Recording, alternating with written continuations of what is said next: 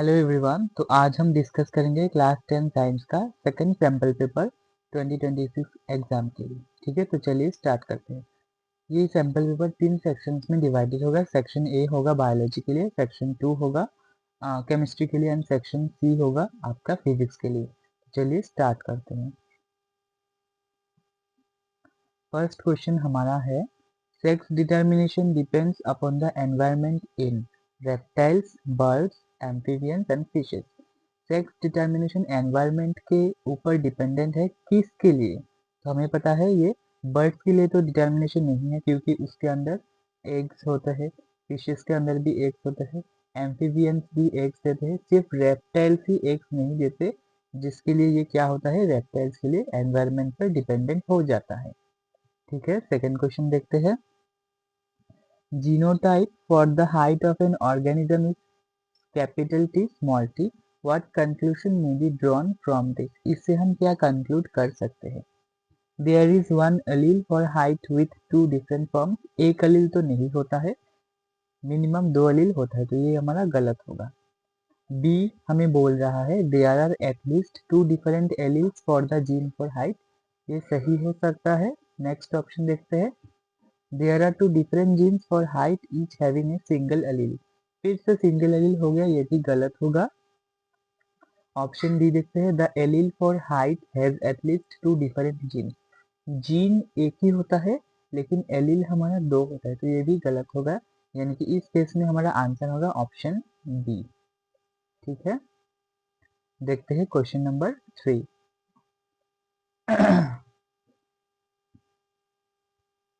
Question number 3 हमें बोला है, A star-shaped black paper was used to cover a leaf in a de-starched plant as shown below. The plant was left in sunlight for 4 hours and then leaf was plucked. Black paper removed and tested for the presence of starch. The areas which turns blue-black when iodine solution was added were.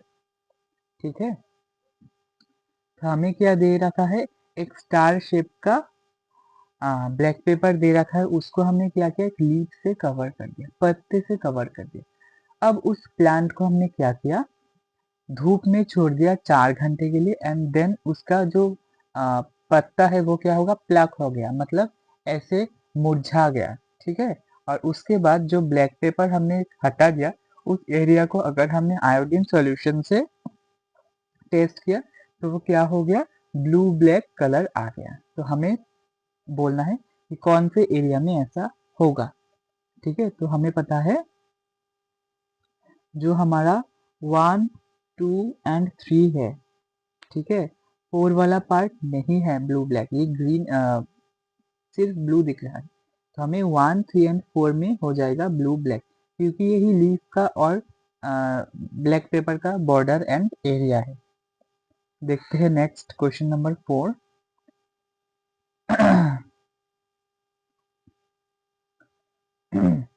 The following are the sketches made by some students.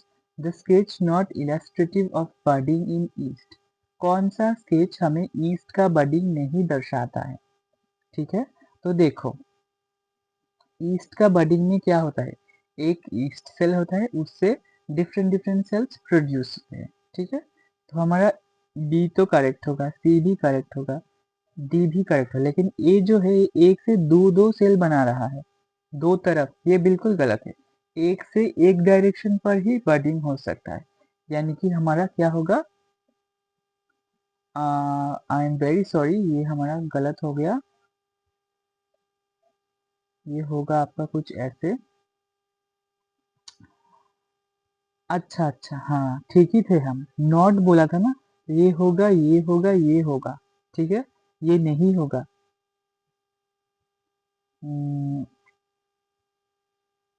ये होगा ये होगा ये होगा, ये नहीं होगा। ये तो अलग अलग दिखाता है ना, एक से नहीं ग्रो हुआ है, तो सी, जिसमें सी है वो होगा हमारा आंसर, यानी कि A is the correct option. देखते हैं question number 5। Use of high temperature for waste disposal is called. Waste को डिस्पोज करने के लिए हाई टेम्परेचर का अगर हम यूज करते हैं, उस प्रोसेस को क्या बोलते हैं? ठीक है, तो हमारा पहला ऑप्शन है कंपोस्टिंग, बिल्कुल नहीं होगा। इंसिनरेशन हो सकता है, एनवायरनमेंट चैप्टर से दिया हुआ है। लैंड फिलिंग, ये भी नहीं होगा। रिसाइकलिंग तो बिल्कुल भी नहीं होगा, यानी कि इस केस में हमारा ऑप्शन बी होगा करेक्ट आंसर। देखते हैं question number 6। Which of the following is incorrect about self pollination? Self pollination के बारे में कौन सा गलत सेंटेंस दिया हुआ है? ठीक है।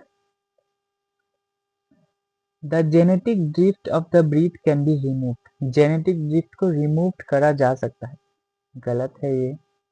New varieties can not be obtain by self pollination, एकदम सही है। सेल्फ पॉलिनेशन से न्यू वेराइटी कैसे आएगा? ये सेल्फ है ना, खुद के जैसा ही आएगा। क्रॉस पॉलिनेशन से ही न्यू वेराइटी आते हैं, तो ये तो सही है। Repeated self-pollination leads to a loss of vigor and vitality of species. ये भी बिल्कुल सही है। अगर हम बार बार सेल्फ पॉलिनेशन करते रहे किसी भी स्पीशीज का, तो क्या होगा? उसमें विगर लॉस हो जाएगा, यानी कि एकदम वो अच्छा नहीं होगा, स्पीशीज ज्यादा दिन तक जिंदा नहीं रह पाएगा। और ऑप्शन डी हमें बोल रहा है it helps to preserve the parental character, लेकिन सेल्फ पॉलिनेशन से पेरेंट का कैरेक्टर ही निकल कर आता है, तो ये हम प्रिजर्व कर सकते हैं, तो ये भी हमारा सही हो गया। तो सिर्फ ऑप्शन ए गलत है, ऑप्शन ए किस में है? डी में है, यानी कि हमारा ऑप्शन डी होगा करेक्ट आंसर। क्वेश्चन नंबर 7 देखते हैं। Spinal cord originates from, spinal cord कहाँ से ओरिजिनेट होते हैं? तो सेरेबेलम से नहीं होता है, पॉन्स से भी नहीं होता है, सेरेब्रम से भी नहीं होता है, हमें पता है ये मेड्यूला से होता है, तो इस केस में हमारा ऑप्शन सी होगा करेक्ट आंसर। असर्शन रीजन देखते हैं, दो ही असर्शन रीजन दिया हुआ है।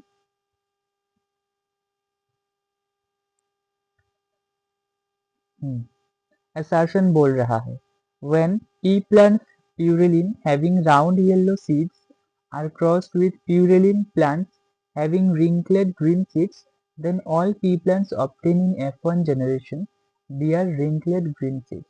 एकदम गलत, wrinkled तो नहीं होगा, क्योंकि यहाँ पर राउंड दिया है, तो राउंड ही आपका डोमिनेशन करेगा, यानी कि सब राउंड होगा। ठीक है, हाँ कहाँ थे हम?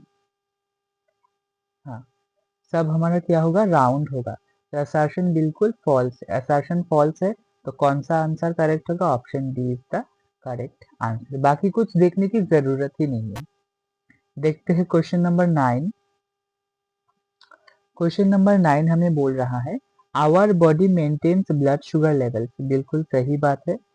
Pancreas secretes insulin which helps to regulate blood sugar level in the body, ये भी बिल्कुल सही है और करेक्ट एक्सप्लेनेशन भी है, यानी कि इस केस में हमारा आंसर होगा option A. Both A and R are true and R is the correct explanation of A. ठीक है, इसी के साथ हमारा सेक्शन ए यानी कि बायोलॉजी का सैम्पल पेपर सॉल्व हो जाता है। अब देखते हैं हम सेक्शन बी यानी कि केमिस्ट्री।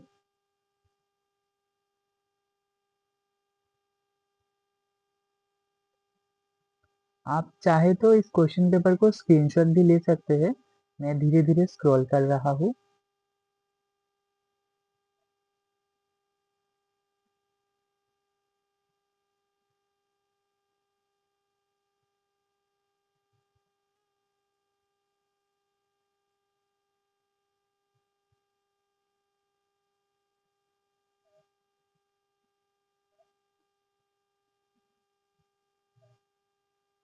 हम केमिस्ट्री पर आ गए हैं, चलिए सॉल्व करते हैं।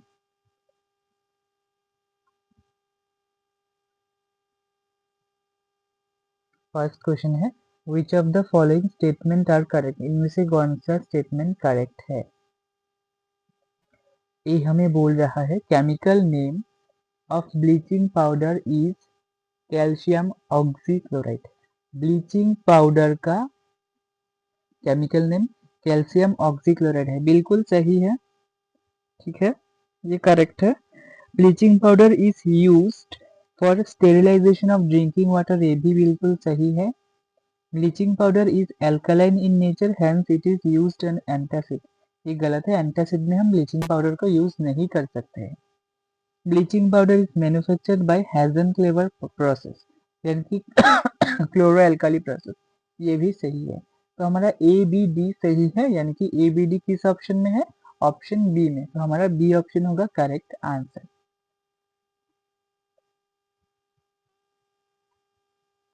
अब देखते हैं हम क्वेश्चन नंबर 18।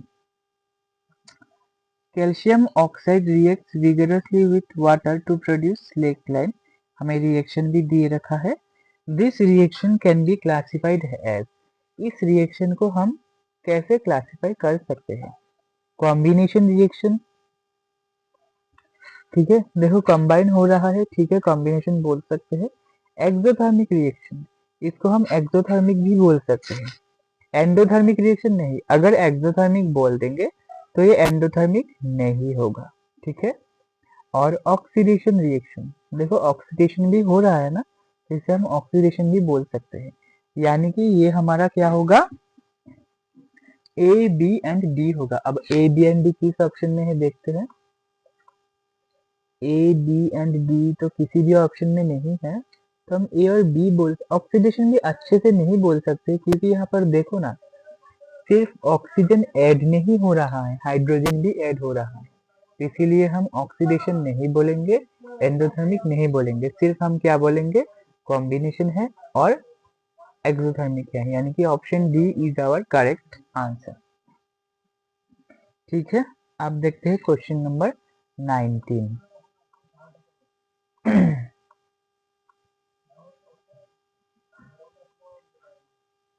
19 हमें बोल रहा है the name and formula of third member of homologous series of alkyne is.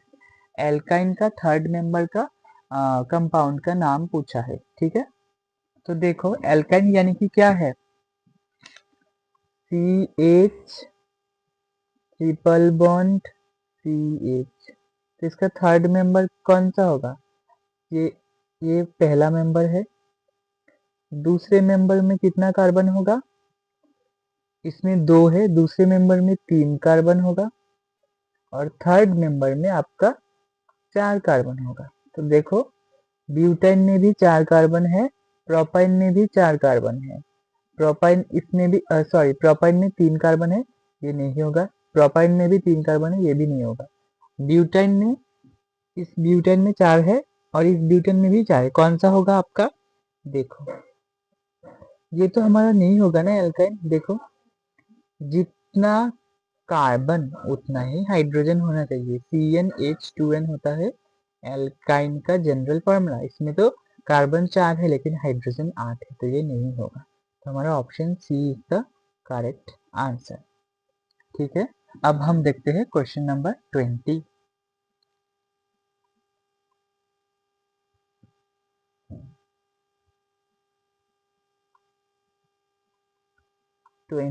Matching type question से अच्छे से ध्यान से देखना।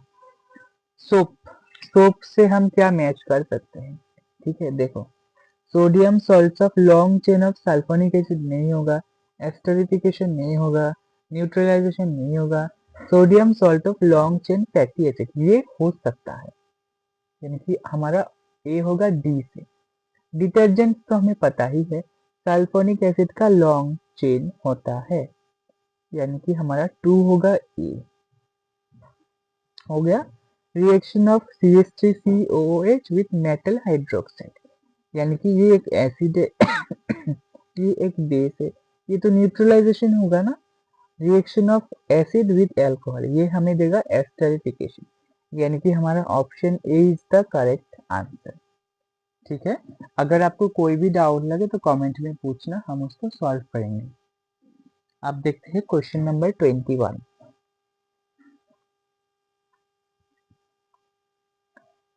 21 देखते हैं। 21 हमें क्या पूछा गया है? Which element is stored in water and which element is stored in kerosene? Kerosene में हम क्या स्टोर करते हैं और वाटर में हम क्या स्टोर करते हैं? बिल्कुल बच्चों वाला क्वेश्चन। वाटर में हम फॉस्फोरस स्टोर करते हैं और केरोसिन में हम सोडियम को स्टोर करते हैं, यानी कि 21 का ऑप्शन सी होगा करेक्ट आंसर। ये तो क्लास 8 का क्वेश्चन है, 10th में भी दिया है। ठीक है, अब देखते हैं question number 22।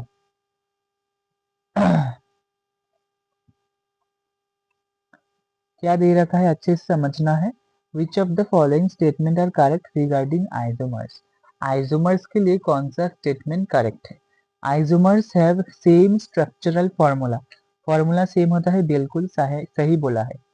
Isomers have same molecular formula.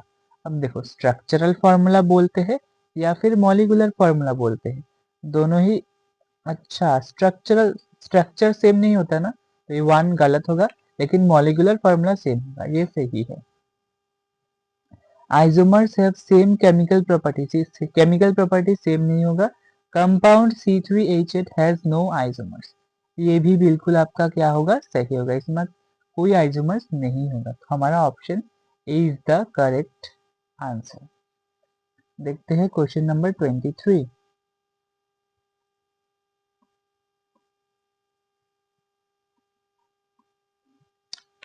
23 में हमें क्या पूछा गया है। Bottle A contains oxalic acid and bottle B contains sodium carbonate solution.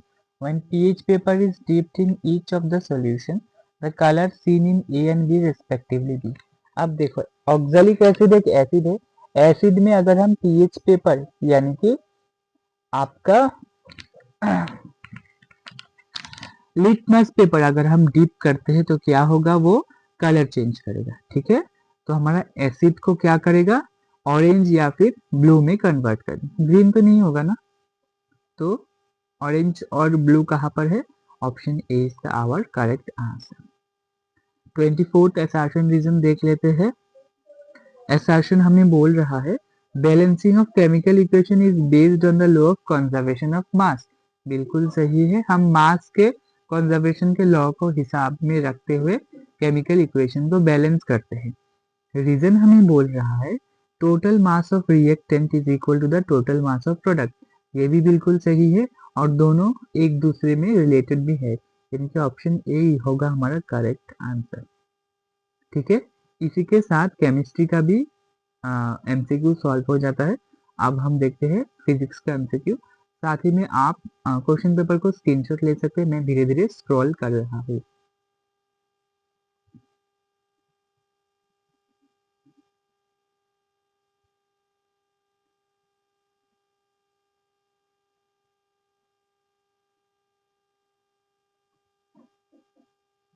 हाँ, इतना ज्यादा नहीं दिया है, हम सेक्शन सी से स्टार्ट कर सकते हैं।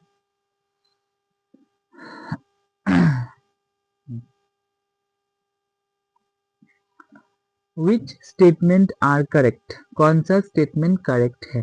ठीक है, an ammeter is not connected in series in a circuit and a voltmeter is connected in line. ठीक है, तो ये क्या हो गया, ये है इनकरेक्ट। हम एमीटर को भी सीरीज में लगाते हैं और वोल्टमीटर को भी सीरीज में लगाते हैं। बी हमें बोल रहा है an ammeter is connected in series in a circuit and voltmeter is connected in parallel. ये सही हो सकता है। ठीक है, अब ऑप्शन सी देखते हैं। ऑप्शन सी देखते हैं, ये था हमारा गलत, ये था correct. An ammeter has a high resistance, बिल्कुल गलत। A voltage has a low resistance, बिल्कुल गलत, यानी कि ऑप्शन बी होगा हमारा करेक्ट आंसर। 30 का बी होगा। ठीक है, 31 देखते हैं। अच्छे से समझना है। A student traces the path of ray of light passing through a rectangular glass slab for three different values of angle of incidence 30, 45, 60. He produces the incident ray and measures the perpendicular distance L between the produced incident ray and the emergent ray. अब हमें conclude करना है। He will observe that L keeps on decreasing with increasing angle of incidence. ठीक है, नहीं हो सकता है। L is maximum 45 डिग्री के लिए and less than value both 30 and I 60 के लिए, ये भी गलत होगा। ठीक है, L remains the same for three angles, ये भी गलत होगा। L keeps in increasing with increasing angle of incidence, ये गलत होगा, क्योंकि हमें पता है जो हमारा डिफरेंस है ना, वो डायरेक्टली प्रोपोर्शनल होता है इंसिडेंट एंगल के हिसाब से। तो एंगल जैसे जैसे बढ़ेगा आपका डिफरेंस भी बढ़ जाएगा। लास्ट क्वेश्चन देखते हैं 32 असर्शन रीजन का। असर्शन हमें बोल रहा है human eye is one of the most valuable and sensitive sense organ. बिल्कुल सही बात। Eye enables us to see the wonderful world and the colours around us. बिल्कुल सही बात और करेक्ट एक्सप्लेनेशन भी है, यानी कि इस केस में हमारा ऑप्शन ए होगा करेक्ट आंसर। आई होप आपको ये सैम्पल पेपर सॉल्यूशन अच्छे से समझ में आया होगा। अगर आपको चाहे तो कमेंट में बताइए, मैं क्वेश्चन पेपर प्रोवाइड कर दूंगा। मिलते हैं नेक्स्ट वीडियो में एंड फीडबैक देना मत भूलिएगा।